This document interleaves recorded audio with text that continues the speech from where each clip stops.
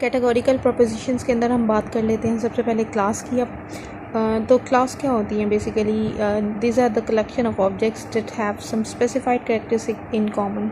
यानी कि क्लास एक इस तरह की चीज़ें होती हैं जिसमें बहुत सारे इंडिविजुअल्स को चीज़ों को इकट्ठा कर दिया जाता है on the basis of their characteristics. जैसे आप देखें कि ह्यूमन बींग्स की भी मतलब जो है वो क्लासेस बनाई जाती हैं सोशली।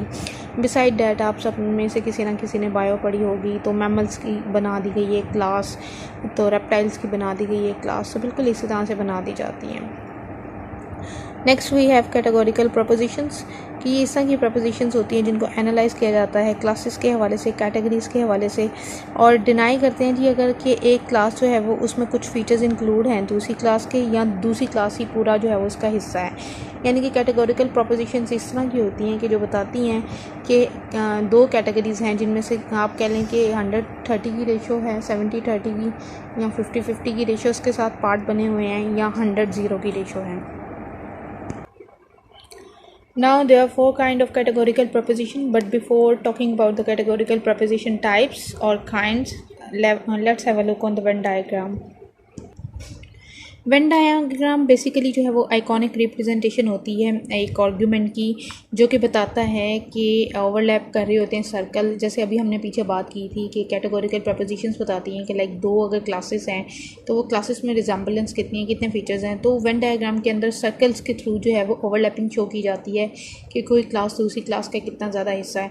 तो कैटेगोरिकल प्रपोजिशंस की हम जो है वो पिक्चराइजेशन जो है वो वेन डायग्राम के थ्रू देखेंगे। तो अब हम बात कर लेते हैं अपनी इसकी कैटेगोरिकल प्रपोजिशंस की टाइप्स के बारे में। कैटेगोरिकल प्रपोजिशंस की 4 टाइप्स हैं। यहाँ पे हमें सबसे पहले एक स्टेटमेंट दी गई हुई है जिसमें कहा गया है कि all politicians are liar, no politicians are liar, some politicians are liars, जबकि some politicians are not liar. ये 4 स्टेटमेंट्स जो हैं वो मुख्तलिफ काइंड्स बता रही हैं कैटेगोरिकल प्रपोजिशंस की, जिनको हम 1 बाय 1 जो है वो देखते हैं। सबसे पहले आती है हमारे पास यूनिवर्सल अफर्मेटिव प्रपोजिशंस, जो कि बताती है the whole one class is included और contained in another class.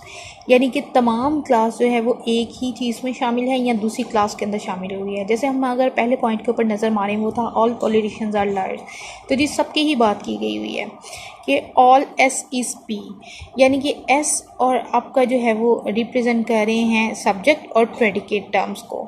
अगर आप देखें तो प्रपोजिशंस आपकी बताती हैं सब्जेक्ट क्या है आपका और प्रेडिकेट क्या है आपका। अगर हम यहाँ पे देखें तो हमारे पास 2 सर्कल अवेलेबल हैं। एक सर्कल जो है वो एस से रिप्रेजेंट कर रहा है जिसको सब्जेक्ट कहते हैं, सेकंड वन इज़ प्रेडिकेट। तो हमारी जो स्टेटमेंट है कि जी ऑल पॉलिटिशियंस आर लायर, तो सब्जेक्ट जो है हमारा वो सारा प्रेडिकेट है। प्रेडिकेट क्या हो सकता है कि उसकी कंपैटिबिलिटी बन सकती है कि वो ट्रू हो सकता है या फॉल हो सकता है। तो ये सारी चीज़ें जो है वो पॉजिटिविटी को शो कर रही हैं, तो इसीलिए जो है वो ऑल एस इज़ पी है। और हम जो पढ़ रहे हैं प्रपोजिशन की टाइप वो है जी यूनिवर्सल अफर्मेटिव, जिसमें पॉजिटिविटी के बारे में ही बात की जाएगी और सारी क्लास ही प्रेडिकेट क्लास का हिस्सा होगी। Next one is universal negative preposition. अगर आप अपनी जो है वो सेकंड वाली स्टेटमेंट पर गौर करें तो उस पर लिखा हुआ था नो पॉलिटिशियंस आर लायर, यानी कि कोई भी पॉलिटिशियन जो है वो लायर नहीं है। तो इसका मतलब है कि आपकी तमाम जो है वो यूनिवर्सल नेगेटिव प्रपोजिशन शो कर रही है कि आपने सारी क्लास को ही नेगेटिव बना दिया। तो इसका मतलब है कि नो एस इज़ पी, आपको कोई भी सब्जेक्ट जो है वो प्रेडिकेट नहीं है। तो इसलिए प्रपोजिशन जो है वो स्टैंडर्ड जो है वो यूनिवर्सल नेगेटिव प्रपोजिशंस बन गई हैं और इसीलिए इन प्रपोजिशंस को ई प्रपोजिशंस भी कहा जाता है।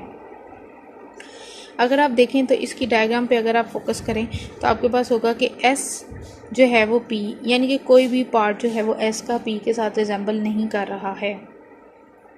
So no S is P.